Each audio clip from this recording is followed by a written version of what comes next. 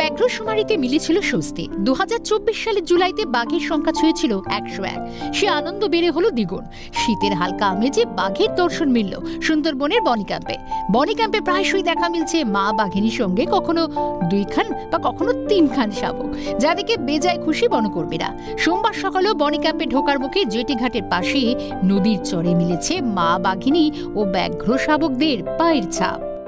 আরো একবার দেখাবার চেষ্টা করব সিএনএ দর্শকদের যে এখানটায় যে বাঘের পায়ের ছাপ এখনো পর্যন্ত বর্তমান রয়েছে, অর্থাৎ কিনা টাটকা বাঘের পায়ের ছাপ, সেটাই আমি দেখাবার চেষ্টা করছি। এই যে বাঘের পায়ের ছাপ রয়েছে, একাধিক পায়ের ছাপ দেখতে পূর্ণবয়স্ক বাঘের পায়ের ছাপ আছে।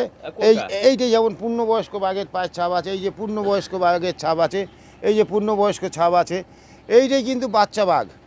এই যে ছোটোটা এই লাঠিটা দিয়ে দেখছেন, এটা হচ্ছে বাচ্চা বাঘ। আর সবচেয়ে আনন্দের বিষয়, আমরা বন দপ্তর থেকে খুশি, বন দপ্তরের কর্মী, বাঘের সংখ্যা বৃদ্ধি পাচ্ছে।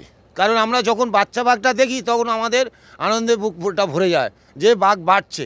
আমরা দেখছি জল খেতে আসছে 3টে 4টে দেখছি, কখনো একটাও দেখছি। এই যে জেটি ঘাটে পায়ে দিয়ে হেঁটেছে, দেখুন ছোট বাঘ বড় বাঘ, এই যে 3-4টে বাঘ হাঁটাহাঁটি করছে। এই যে প্রচুর বাঘের পায়ের ছাপ। সুন্দরবনে বার্ষিক ব্যাঘ্রশুমারি অনুযায়ী 2010-এ রয়্যাল বেঙ্গল টাইগারের সংখ্যা ছিল 74টি, 2014-তে সংখ্যা বেড়ে হলো 76, 2018-এ বাঘের সংখ্যা পৌঁছায় 88-তে, 2024-এ সেই সংখ্যা আরও কিছুটা বৃদ্ধি হওয়ায় খুশির হাওয়া সব মহলে। পাশাপাশি আজ করা যাচ্ছে এবারের শীতে রেকর্ড ভিড় হতে পারে বনি ক্যাম্পে। অন্যদিকে বসিরহাটে ইছামতিতে দেখা মিলল 2টি পূর্ণবয়স্ক কুমিরের। বসিরহাটের হিঙ্গলগঞ্জ ব্লকের বোলতলা শ্মশানঘাট এলাকায় ইছামতি নদীর পাড়ে রোদ পোয়াতে দেখা গেল তাদের। কুমিরের দেখা পেয়েই ফোন করে জানানো হয় বন দপ্তরের বসিরহাট রেঞ্জকে। কত লোক দেখতে এলো এখানে? বহুত লোক এসেছিল দেখতে। আগে কোনোদিন দেখেছিলে এখানে? না, ওখানে দেখিনি, এই প্রথম দেখলাম। এবার কুমির, এবারে বাচ্চারা একটু ঢেলা মারলে আস্তে আস্তে হাতে জলে নেমে গেল। কোন নদী এটা? এই ইছামতি। কত লোক দেখতে এলো এখানে? তা 1-200 তো হবেই। ও দুপুরের সময় একটা কুমির ওই চরে ভেসেছিল, ওই ওপরে উঠেছিল।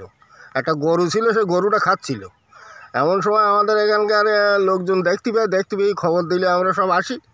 এসে দেখি যে 2টো কুমির ছিল, একটা বড়টা ভেসে ওদিক চলে গেল, আর ছোটটা এখানে ছিল। মূলত খাবারের অভাবে লোকালয়ে চলে আসছে বলে অনুমান বন দপ্তরের। সব মিলিয়ে বাঘ ও কুমিরের দেখা মেলায় শীতের হালকা আমেজে বেশ খুশির হাওয়া উপকূলীয় অঞ্চলে, সঙ্গে খুশি পর্যটকরা।